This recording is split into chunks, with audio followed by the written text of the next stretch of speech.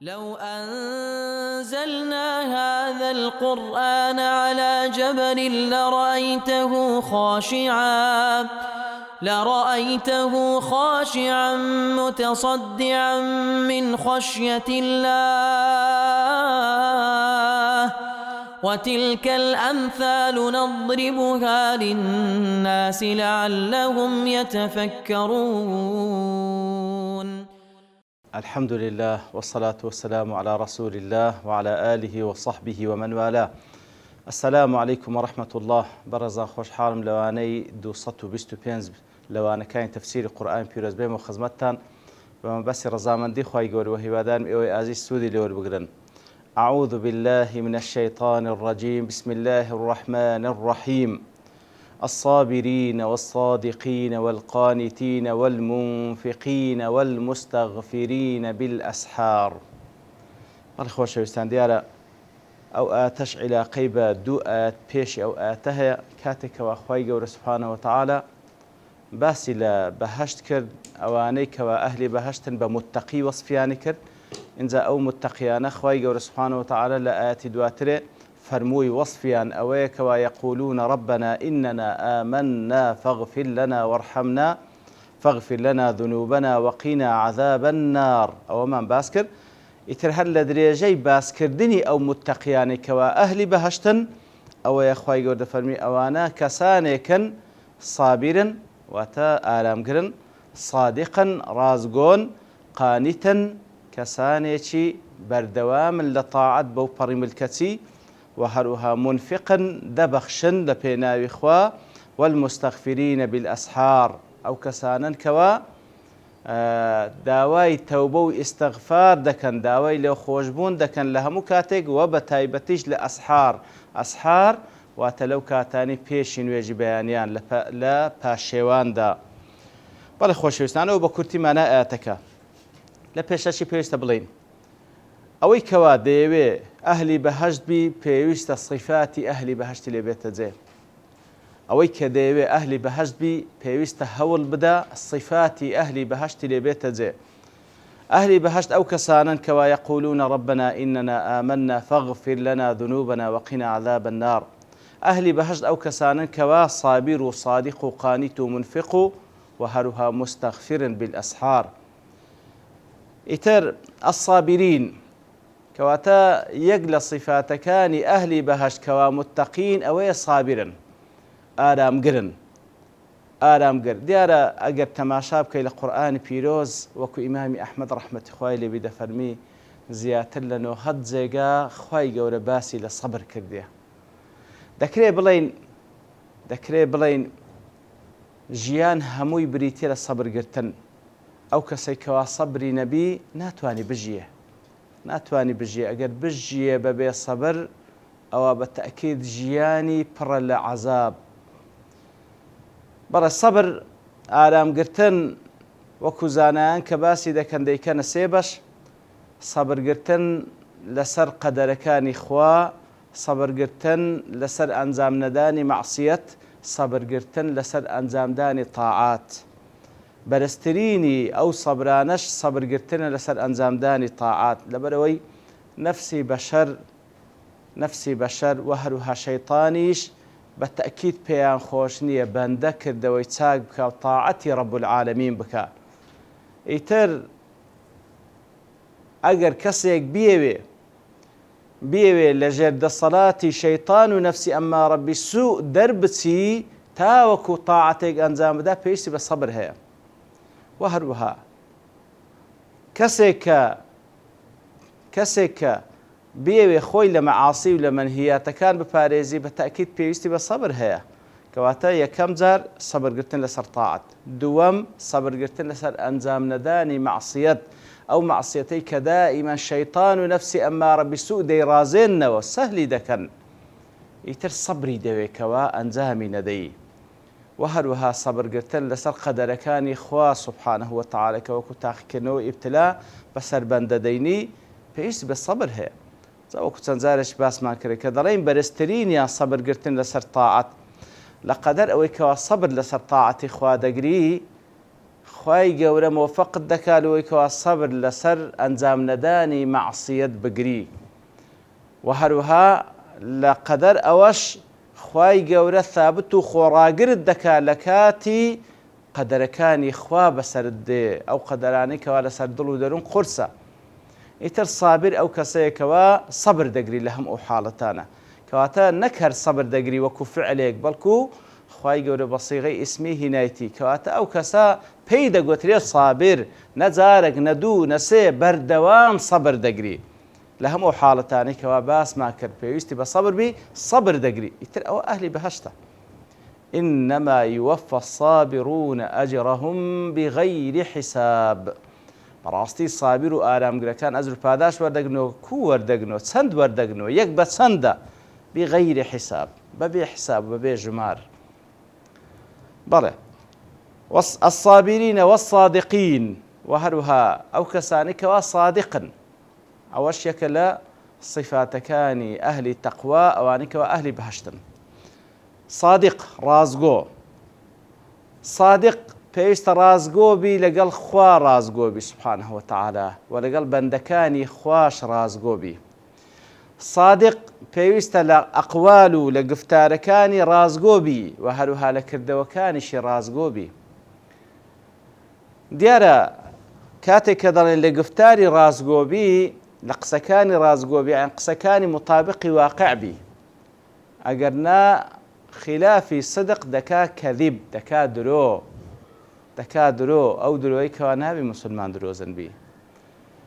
وەکو پێغەمبەر صلی الله عليه وسلم دەفەرمی وما زال الرجل يصدق ويتحرى الصدق حتى يكتب عند الله صديقا. ئیتر بەردەوام ئەو ئینسانە ڕازگۆ دەبی و قسەی ڕاز دەکا و بە دوای ڕازدا دەگەڕێ هەتا وەکو لای خوا بە صدیق دەنووسرێ بە ڕازگۆ دەنووسرێ. و پێچەوانەوەش کەسێک کەوا درۆ بکە و بە دوای درۆدا بڕوا خوای گەورە تۆماری دەکا بە درۆزن خوا پەنامان بدا. ئیتر ڕازگۆبی لە قسەکانی ڕازگۆبی لە کردەوەکانیشی ڕازگۆبی بەوەی کەوا کردەوەکانی خلافی ئەو شتە نەبی کە لە ناو دڵ و دەروونیتە ئەگەنا ئەوە دەکانی فاق کەواتە ڕازگۆبی لە کردەوەکانی واتە ئەوەی لە ناو دڵیتی هەر ئەوەش بی ئەنجامی بدا نەک لە ناو دڵی شتێک هەبی و بە پێچەوانەوەش کردەوەکانی عەکسی ئەوەی لە ناو دڵیتی دەکانی فاق کەواتە ڕازگۆبی لە قسەکانی ڕازگۆبی لە کردەوەکانی ڕازگۆبی لەگەڵ خەڵکی حتا لەگەڵ کافریش پێویستە ڕازگۆبی مەگەر لەو چەند جێگایی کە پێغەمبەر صلی الله عليه وسلم ڕوخسەتی دایەکەوە ئینسان درۆ بکە لەوانە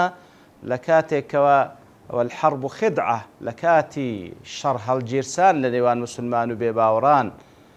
لە کاتی ئەوە کاتی یەکەم کاتی دووەم یاخود حاڵەتی یەکەم حاڵەتی دووەم لە کاتی با بڵێن سولحێک دەکات لە نێوان دوو کەس و یاخود دوو تایفە و دوو تاقم ڕێگای پێدرا خلافی ڕاستی بڵێ بە مەبەستەوەی کەوا پێچیان بینی و هەروە حاڵەتی سێیەم قسەی بینی ژن و مێرد ئەویشیان وەکو زانان دەفەرمون واتە لە بۆ زیادبوون و خۆشەویستی دەکرێ ئەو پیاوە وەصفی خێزانەکەی بکە یاخود خێزانەکە وەصفی پیاوەکەی بکە بە شتێکەوە بە مەبەستەوەی کەوا خۆشەویستی بکە بە مەبەستەوەی کەوا سەرنجی ڕابچێشی بە مەبەستەوەی کەوا هانی بدا لە بۆ چاکە. عولەما دەڵێن لەو سێ حاڵەتەش پێویستە ئاگادار بین نەک درۆبی نا تەوریەی بکات تەوری واتە قسەیەک بکاکەوە ئەو قسەیە زۆر شت لەخۆ بگری مقابل بە شێوەیەک تێبگا بە خۆشی بە شێوەیەک تێبگا. ئیتر پێویستە ڕازگۆبی ئەو کەسێکەوە دەوێت بستە بەهەشت پێویستە ڕازگۆبی و دیارە کەسێکیش وەکو باسمان کرد کە پێغەمبەر باسی دەکاتن ئەگەر بەردەوام بی لەسەر ڕازگۆیی بە دوای ڕازگۆیدا بگرێت لە لای خوا بە صدیق دەنووسرێت صدیقیش مەرتەبەیەکە لە دوای پێغەمبەران دێ عەلەیهیمۇ الصلاة والسلام ومن يطع الله والرسول فأولئك مع الذين أنعم الله عليهم من النبيين والصديقين والشهداء والصالحين وحسن أولئك رفيقا. كواتب راستي مرتبي صديقيات كبصدق ورازقوي بدستي ديني براست مرتبه كالدواء بيغمبران دي لوية لنا بياوان لەناو پیاوان ئەوەی ئەو مەرتەبەی بە شاهێدی خوا سبحانه وتعالى بە شاهێدی پێغەمبەرەکەی صلی الله عليه وسلم بەدەستینایە ئەبوو بەکرە خوای لێ ڕازی بێ ئەبوو بەکرە خوای لێ ڕازی بی کە وەکو لە اعتقادی ئەهلی سنە و جەماعە پێویستە قەناعەت و یەقینمان وابی ئەفضل الناس بعد النبیین ئەبوو بەکر خوای لێ ڕازی بی چاکترینی خەڵکی لە دوای پێغەمبەران ئەبوو بەکرە خوای لێ ڕازی بی خوای لێ ڕازی بی و لەناو ئافرەتانیش بە شاهێدی خوا سبحانه وتعالى مەریەمی داچی عیسا عليه الصلاة والسلام صدیقە وأمه صديقة وكل سورة المائدة دا أخوة يقول دفرمي كواتا أولا بياوان أوش لأفرتان وهر كسي تشيج كأو رقا بقري تبرها التاوكو للا إخوة يقول بصديق دا نسرية والقانتين وهرها صفتيش كي أهل بهش كصفة أهل تقوى وصفة أهل بهش والقانتين قاند لقنوت هات قنوت وتدوام الطاعة مع الخضوع والخشوع واتا بردوام بون لطاعة خواهي قول سبحانه وتعالى بو بري ملكتي وزليلين واندل بو خواه سبحانه وتعالى لقدر اوي كوا زليلي لبو خواه دنويني خواه عزت بيدا بخشي والعكس بالعكس كسيك خوي بي قول بلا طاعة كدني خواه والله خواه زليلي دكات هيد شاكو قمان تدانا كوا تقاند ئەو کەسەیەکەوە بەردەوامە لە تاعەتی خوای گەورە بەو پەڕی ملکەتی و زەلیلی نواندن لە بۆ ذاتی الله والمنفقين وهروها صفتش كده صفات أهل التقوى كوا صفتي أهل بهشتا أو كوا منفقة دبخشي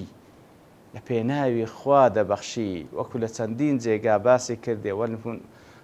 والمنفقين في البأساء والضراء أواني كوا دبخشن لخوشي وناخوشي لقدرت أنا أخوي بخشين قطعناك دبخشي لبخشي نكشي لم يسرفوا ولم يقتروا وخواي يقول سورتي الفرقان دا باز دكا كوا نإسراف دكا نبخيليش بي دكا أو كسانك وكل سورة الإسراء دا فمن لا تجعل يدك مغلولة إلى عنقك ولا تبسطها كل البسط فتقعد ملوما محسورا خواي يقول فيرمان دكا ما مناوندي بين لا تجعل يدك مغلولة إلى عنقك كواتوها دست بسترا مبيو كأنما دستت بزنجير بسترا بملت هيز نبخشي نا ولا تبسطها كل البسط بشي ويتشش أوها والاي نكي كواهي سينهيليوا كواتا وكانوا بين ذلك قواما وكل سورة الفرقان كتازخين كواتا ما مناوندي أواني كوا دبخشن لبيناوي خوا دبخشن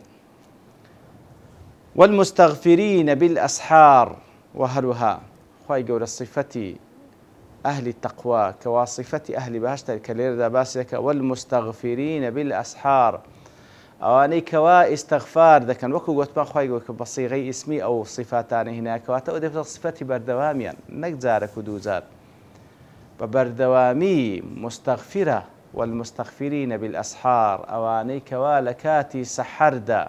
لسيتي أخيري شودا استغفار دكن داوي لي خوشبون دكن لبرسي لسحر لبروي وكو پیغمبر صلى الله عليه وسلم لحديث صحيح دا باسي دكا باشي أوي كوا بابرين دو لسرسي شو دروا دقات سيتي أخيري شو ينزل ربنا إلى سماء الدنيا الله سبحانه وتعالى پروردگار من داد بزيل بو آسماني دنيا دا بزينك يليق بذاته سبحانه وتعالى أو كليب وشيطوا أو ذا دفرمي چه هي داوام ليبكا تاوكو بي ببخشم چه هي داوای لي خوشبون بكا تاوكو لي خوشبم إتر براستي يك لو كاتاني كوا كاتيش زور زيرينة حول بدا إنساني مسلمان لدستي ندا أولا لبروي إيما محتازين بخوا سبحانه وتعالى شيء هي محتاز نبي بخوا سبحانه وتعالى يتلو كاتيخ خواي قول سبحانه وتعالى لآسماني دنيا دا بخوي داوا دكا شيء هي داوام لي بكاتا وكو بي ببخشم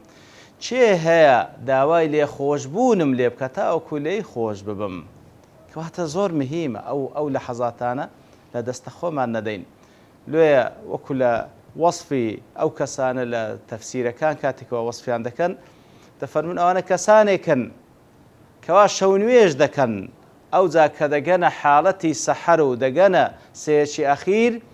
ئەوجا لە دوای شەو نوێژەکانیان دەست بە ئیستیغفار دەکەن لە بەرەوەی دەزانن هەرچەندی بکەن هەر مقەسیرن، هەرچەندی بکەن هەرچەندە ملکەت بن لە بۆ خوا هەر مقەسیرن. لێ داوای ئیستیغفار لە خوای گەورە دەکەن سوبحانه وتعالى. والمستغفرین بالأسحار پیاوانی سەلەف ڕەحمەتی خۆیان لێبی ئیوا هەبووە لە کاتی سەحەر سەردانی برایەکی خۆی کردیە کە پێیان گوتێ نووسێ زۆری پێسەیر بووە گوتیتی ما كنت أظن أن أحدا ينام في السحر قد توقعم نەدەکرد کەسێک هەبی لەو کاتەی بنوی پێی سەیر بووە يعني ئەو کاتی نووستنە سبحان الله. والمستغفرين بالأسحار کەواتە بەڕاستی ئەوە صفاتی ئەو کەسانەیە کەوا ئەهلی تەقوان و هەروها ئەهلی بەهەشتن. خی گەورە بەو شێوەی وەصفیان کرد لەو دوو ئاەتەدا کە یەکەم جار باسی دوعاەکانی کردن يقولون ربنا إننا آمنا فاغفر لنا ذنوبنا وقنا عذاب النار و هەروها ئەو کەسانن کەوا صابرن صادقا قانتا منفقا و هەروها والمستغفرين بالأسحار لە کاتی سەحەردا داوای لێخۆشبوون لە خی گەورە دەکەن. لە خی گەورە دەپاڕینەوە لەو کەسانە بین کەەوە ئەو صفاتانەمان لێبێتە جێ تاوەکو ببینە ئەهلی تەقوا تاوەکو لەو کەسانە بینکەوە لائق بین بە بەهەشتی پانوبەرین. وصلى الله وسلم على نبينا محمد وعلى آله وصحبه أجمعين وآخر دعوانا الحمد لله رب العالمين. لو أنزلنا هذا القرآن على جبل لرأيته خاشعا متصدعا من خشية الله وتلك الأمثال نضربها للناس لعلهم يتفكرون.